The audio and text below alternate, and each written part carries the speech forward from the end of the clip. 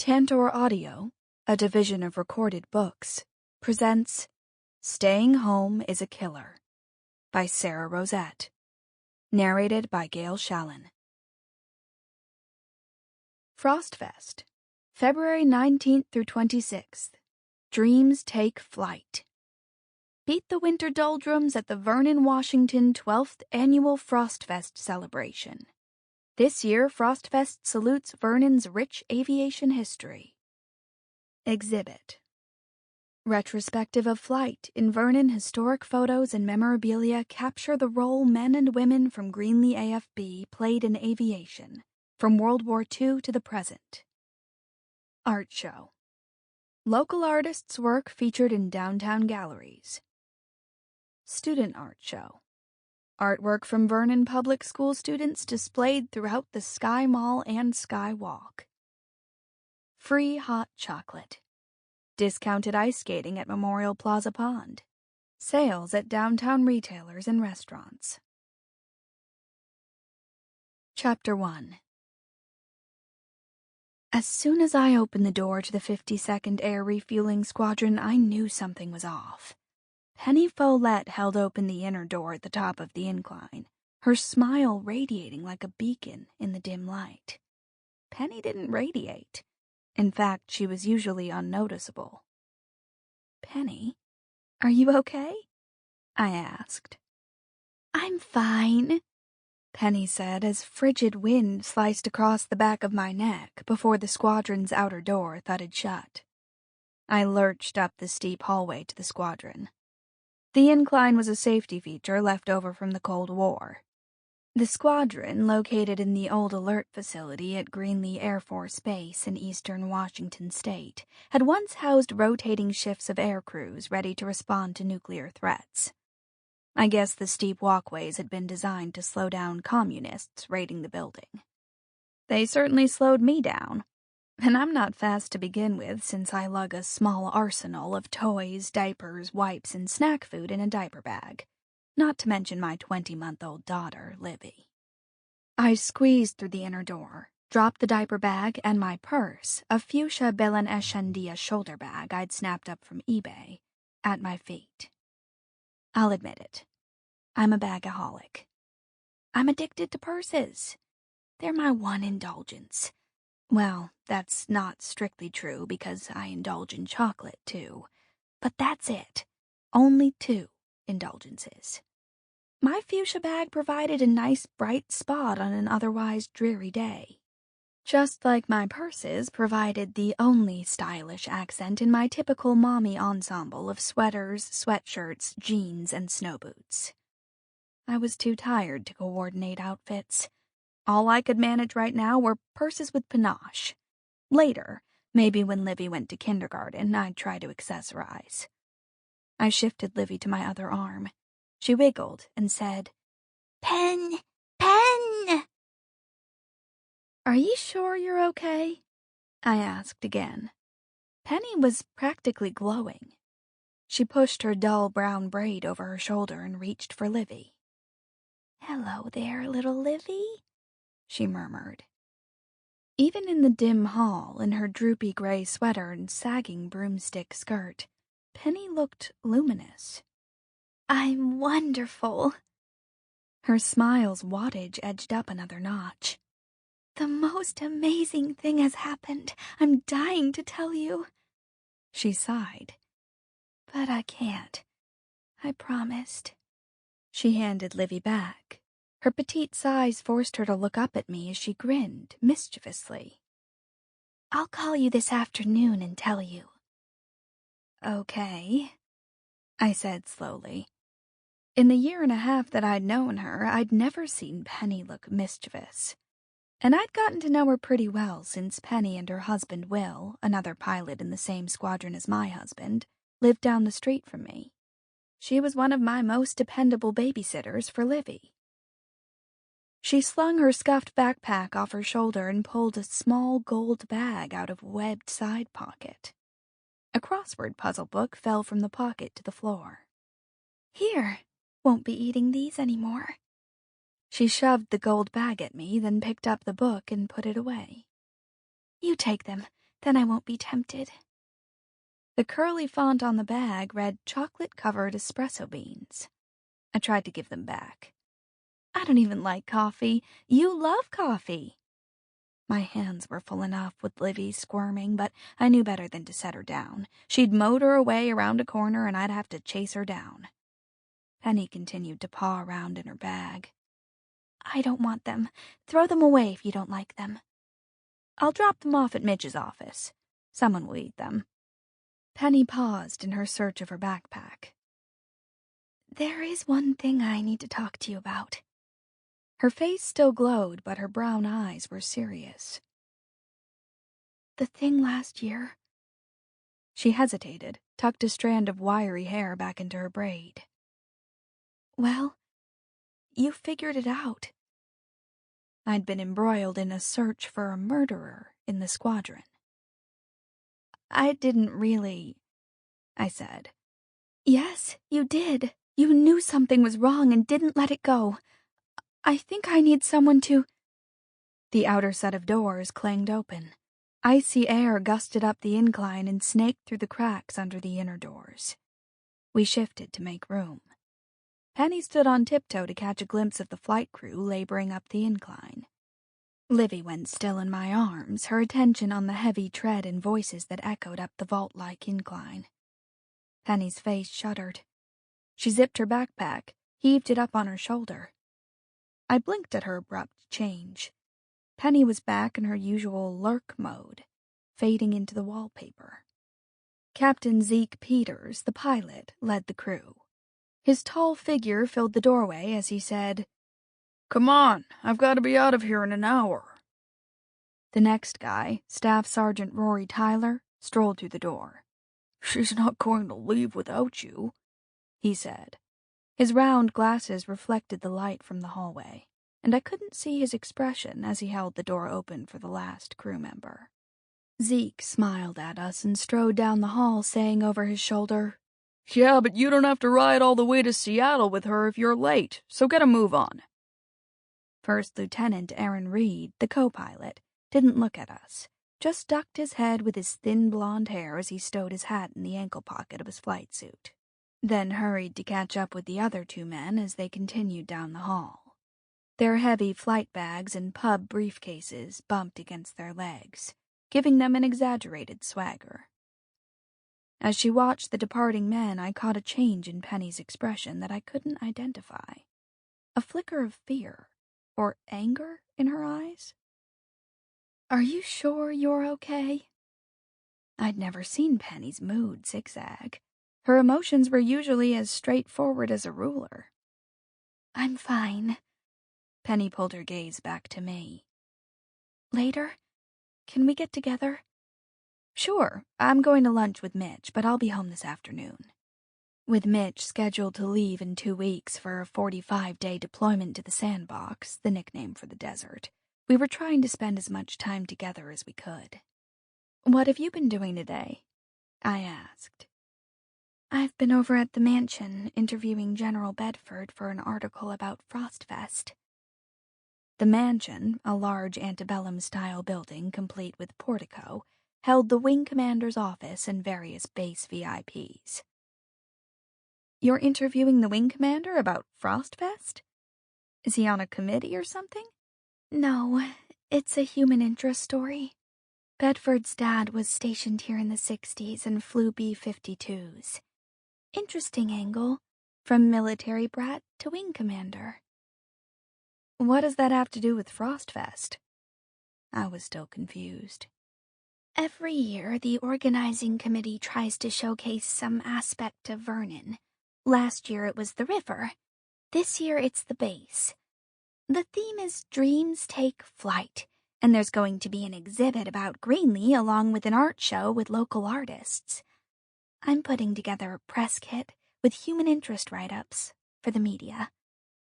Maybe her volunteer job was the source of her sudden animation.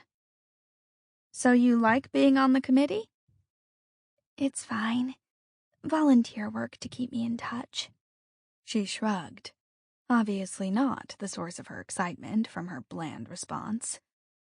"Still no openings at the universities." she continued. What can I say? Middle Eastern art archivists are not in high demand. With Penny's fadeaway personality, it was easy to forget she held a doctorate in ancient Middle Eastern art. At least it gives me something to put on my resume. And you're teaching art appreciation, too. Just continuing ed, though. Her mouth quirked down. Not very impressive. Teaching is teaching, I insisted, trying to encourage her. We'd been over the woes of being a trailing spouse. Wonderful designation, trailing spouse. Makes spouses sound like we have a chronic disease that causes lethargy. But it meant we were trying to get a job at the new duty station. It was even harder for Penny, because her skills were so specialized. Oh! Her lips twitched up and her energy level zoomed up again. I meant to tell you, guess who showed up last week at my class? You'll never guess. Clarissa Bedford. The wing commander's wife? I transferred Livy to my other arm and leaned in closer. Miss Cosmo? Why? I'd met Mrs. Bedford during a spouse orientation flight, a flight that lets the spouses go on a local sortie to see an AR, an air refueling. It was hard to think of her as Mrs. Bedford, since that name brought to mind a middle-aged matron. Clarissa Bedford was anything but matronly. When she arrived for the orientation flight, she'd glanced around, said a vague hello to everyone in the vicinity, and then commandeered one of the airline seats. She'd tossed her brown curls over her shoulder and spent the rest of the time flicking through a Cosmo, red nails flashing each time she turned a glossy page. I couldn't imagine her being interested in art appreciation. I'm not sure, she added late. The wing commander's recent marriage to a woman 20 years younger than him had generated plenty of speculation. She called me the other day, I said. She wants me to organize her closets. I run a part-time organizing business, everything in its place, in any spare moment I happen to catch between changing diapers. Penny said, Wow, you'll know all the dirt on her. Keep me updated. Well, I'm off to call my insurance company again. They have almost as much red tape as the Air Force. What happened? Didn't I tell you? Penny leaned on the bar to open the door. Last week, someone broke into my car, stole my radio and a handful of change out of the cup holder. That's awful. Where did it happen? On our street. At least they didn't look in the trunk and find my backpack. I'd hate to lose my notes and my camera. I'll call you. Maybe stop by this afternoon. That would be great. Penny lived off base in our neighborhood, along with practically every other member of the squadron. Thanks to the remodeling going on in base housing, our neighborhood of Windermere in the nearby city of Vernon was the most popular off-base housing site because of its small, relatively affordable bungalows and a convenient drive time to the base. Unfortunately, the multitude of detached garages tempted burglars. Stately pines and maples, along with masses of mature shrubs in Windermere, provided burglars with enough cover that garage break-ins were not that unusual in our neighborhood. I was glad we had one of the few houses with an attached garage. I shoved the bag of espresso beans in the diaper bag, then grabbed the diaper bag and my purse before I wound my way through the quiet halls to the scheduling office. As I passed the squad's bulletin board, a short, blonde tornado, Lieutenant Georgia Lamar, one of the 4 females in the squadron, surged by me and entered the scheduling office a few steps ahead of me. She set her steaming gourmet coffee down, tossed her gym bag under her desk, and threw a slip of paper down beside her cappuccino. I can't believe I got a ticket. 17. 2 miles an hour over the speed limit. How anal can you get? Took the shortcut through base housing? Tommy Longfellow, chief of scheduling, swiveled his chair around and stretched out his long legs. Hi, Ellie, he said to me. Yeah, but 2 miles? Georgia ran her fingers through her short blonde curls and shrugged out of her leather flight jacket. You gotta slow down, George. This is the military. Things change slow. Tommy's words were teasing, but there was an edge of seriousness to his tone. Georgia snorted and whipped her hand through the air impatiently. Things change. The Air Force has to get with it. I set Livy down, and she waddled over to Mitch's office chair. Bundled in her thick winter coat, hat, and mittens, she looked like a small pink-padded post as she shoved the chair and set it spinning. Hey, don't I get a kiss? Mitch asked as he crossed the room from a metal bookcase carrying 2 thick notebooks. Livy paused long enough to give him a distracted kiss on the cheek, and then went back to spinning the chair with one mitten-covered hand. In the other, she clutched a 2-inch plastic figure, a girl with short red hair and pink shirt and pants. Pink Girl, Livy called her.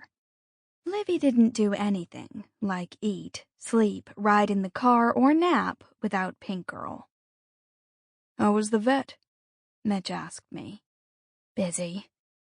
My ears were still ringing from the high-pitched yaps of the poodle in the waiting room. Rex is up to date on his shots. Ready for lunch? Sure. Mitch put away the notebook and reached for his leather flight jacket. I set the espresso beans down on the tiny table beside the coffee pot and the can of Folger's coffee, Tommy's, and the fresh ground Kona, Georgia's. Here's some espresso beans. It's a fact that inedible, stale food, like 3-day-old donuts or hard cookies, left in any office, will disappear within a day. I figured the beans would be gone in minutes, considering Georgia's love for coffee. Georgia's shriek overpowered my words. She turned from her little alcove by the file cabinet and removed a large framed poster that had been propped up out of view. Very funny, guys. The poster, a photo of a man in tight jeans clutching a dozen red roses behind his bare back, focused on the man's butt. Georgia twisted it around and put it against the wall. You guys are going to get me in trouble. Colonel Bryman said I had to get it out of here. Then why were you so intent to get it up on the wall in the hole? Tommy asked with a wide grin. The hole was the basement break room. It was adorned with plenty of posters of scantily dressed females holding beer cans. Georgia rolled her electric blue eyes. Bryman ordered me to get rid of it. Mitch had Livy in the chair now and was spinning her around. Her giggles had his full attention. Tommy leaned back even farther in his chair. I don't know why you're so spun up. They're just a bunch of pictures. They're smut, softcore porn. Why should I have to look at them? Georgia turned to me, a female ally, and explained, I wanted to take everything down, but Bryman wouldn't buy that. Tradition. So I figured fair's fair. The women in the squad should have something in there to look at, too. I don't know, George. McClintock doesn't seem to mind looking at those women a bit. McClintock, an angular, no-nonsense sergeant, worked in life support. Rumors said she had a female lover, but no one knew for sure, since no one was asking and she sure wasn't telling. Georgia looked at me for support. I said, I vote for smut. I wouldn't want to work in an office with photos of bikini-clad women on the break room walls. I feel guilty enough about not working out as it is. The intercom crackled, and a voice announced, Attention! As everyone in the office stood, I glanced at Mitch. DVs, he muttered. I forgot. Livy made a dash for the door. Great. Distinguished visitors were in the squadron, and I'd brought our high-energy almost 2-year-old. A real career-enhancing move for Mitch. I scooped Livy into my arms at the office's threshold and looked back at Mitch. He suppressed a smile as he and everyone else stood at attention. Oh well. If Mitch had remembered DVs were visiting, he would have met me at the car. I stood still and hoped my quietness would transition to Livy. She squirmed, then noticed the stillness of the office and looked around, her eyes wide. The flight crew I'd seen earlier was caught in the hall and stood against the wall with their posture sharp and gazes fixed in the middle distance. Except for Rory. He adjusted his round glasses and checked his cell phone. His stance was sloppy. They made an interesting group, with the two shorter men, Rory and Aaron, bracketing Zeke, who was over 6 feet tall. Rory and Aaron were both shorter and had blonde hair, but everything about Rory was plump and robust, from his barrel chest to his thick, wavy gold hair. Aaron, on the other hand, with his skinny build, beige hair, and narrow face, looked reedy and watercolored as he stood stiffly at attention. Zeke seemed poised to spring out of there when they gave the all-clear. Rory slouched lazily, and Aaron stood so stiffly he looked like he was carved from marble. An entourage strode down the hall with an older, craggy-faced man in the lead. A group of people, their shoulders liberally sprinkled with eagles and stars, followed him. Lounging against the wall, Rory whispered something to Zeke as the DVs passed. And Zeke fought to keep a straight face until the DVs entered the orderly room. Someone barked, "At ease," over the intercom, and everyone came to life. "Who was that?" I asked Mitch. "Bedford, the wing commander, giving some generals a tour." "How did you know it was him?" "I've seen him before. He flies with our squad sometimes." Mitch flashed me a quick smile. "Glad I wasn't on those flights. Come on, let's get out of here," he said as he shuffled some papers, cleared his desk, and logged off the computer. Mitch's philosophy on FaceTime spent in the presence of his superiors was less is better. He'd rather lie low and draw no attention to himself. "Less chance of screwing up when some colonel or general is watching," he'd said. Tommy sat down and went right back to his argument with Georgia. "What about freedom of expression and all that? Don't photographers have a right to take those pictures? I've got a right to look at them if I want, right?" Georgia didn't look at him. Tommy winked at me. He argued to irritate Georgia. He was one of those people who thought making someone mad was better entertainment than a movie. "Sure, in your house," Georgia retorted as she sat down at her desk and opened a file on her computer. "Doesn't mean I have to look at them at work." "You do here." Georgia picked up her phone and punched numbers. "For now." After a quick lunch with Mitch, I drove home, pushing the speed limit to reach our house before Livy went to sleep in the Cherokee. Once she was asleep, even if it was for 5 minutes, that was it. No more naps for that day. I turned onto our street and crept through the scattering of pickups, vans, and cars in front of the Wilsons' house. Our neighborhood of arts and crafts bungalows from the 20s and 30s had plenty of charm and character. Gorgeous maple and pine trees towered over the homes, each with its own special touches. But modern conveniences like dishwashers and garage door openers were in short supply. The Wilsons had tackled a complete modernization and had a different set of contractors and work crews clogging the street every day. I edged past an oversized, shiny pickup, an ancient blue minivan with a mountain landscape painted on the side, a van labeled Buzzard Electric, and a dented Ford Tempo. Finally, I pulled into the driveway in front of our basement garage. Despite the inconveniences, I loved our house. Its honey-colored brick looked cozy even on this cold day, and the graceful Tudor-inspired lines in the leaded glass gave it a uniqueness that we'd never find in modern tract housing, or in base housing either. Our house sat on a corner lot. The lot sloped down at the rear of the property, and the builder had taken advantage of the drop. He'd burrowed into the slope to create a 2-car attached garage on the basement level. With Livy's head tucked under my chin to shelter her from the wind that made my eyes water, I crunched through the snow and ice that rimmed our driveway. Inside, I peeled her out of her snowsuit like I was peeling a banana, and changed her diaper. "Dogs! Woof! Woof!"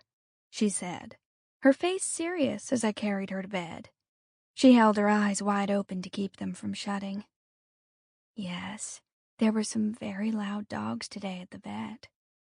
I snuggled her in bed, positioned Pink Girl on the nightstand, sang a lullaby, and tiptoed into the hall. I left the answering machine blinking 3 and went to get Rex, our mutt, a mix of lab and Rottweiler, out of his kennel in the Cherokee. Since we didn't have another of suburbia's staples, a completely fenced backyard, I put him on his long tether in the backyard. He galloped through the powder, dug his nose into the snow, and flung it into the air while I dragged the kennel inside and put it in the kitchen.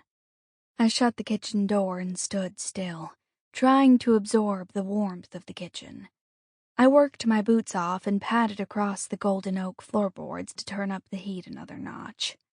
Then I hit play on the answering machine and scrounged in the pantry for hot chocolate packets. A languid voice stated, "Hello, Ellie.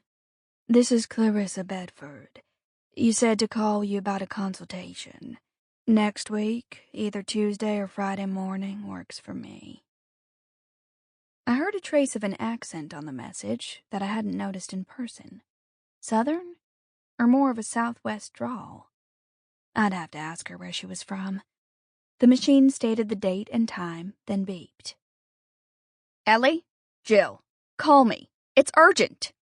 I smiled as I pulled out the cocoa and marshmallows. The staccato commands from the squadron commander's wife couldn't have been more different from Clarissa's slower, deeper voice. I picked up the phone and dialed Jill's number. But my cell phone trilled, so I hung up the kitchen phone and dug my cell phone out from under a sippy cup in my purse. Ellie, where are you? Abby, my best friend, sounded breathless and shaken. I'm at home. I just got a busy signal, she said sharply. Hey, can't I listen to my messages? I was returning a phone call. The wonders of technology. Now, when someone is too impatient to wait for the phone not to be busy, they can call my cell phone. Sorry, Abby rushed on. Jill's trying to find you. You remember that form? The one we filled out, with all the info? Penny never filled one out. They don't know who to call. Slow down. What's going on? I was used to Abby's scattered conversations, but I felt a finger of cold that had nothing to do with the weather trace along my neck. Her trembling voice held a note of fear. Something was not right. I'm doing this all wrong. Abby took a deep breath.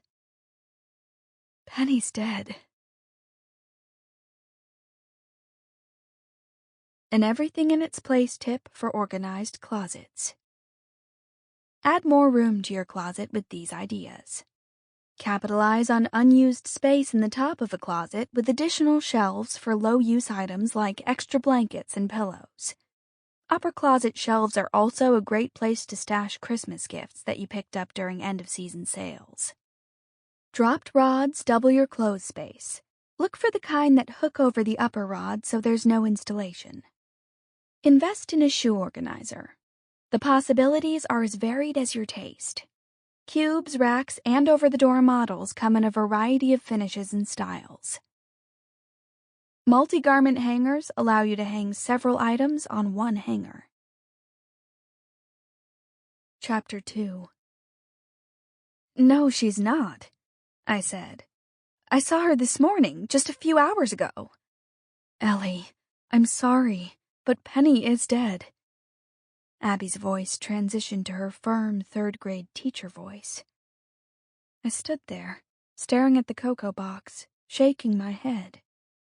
Rex scratched on the door. Automatically, I opened the door, unhooked his tether, and he bounded into the kitchen, leaving wet puddles. What? Will came home for lunch and found her. She'd committed suicide. No, she couldn't.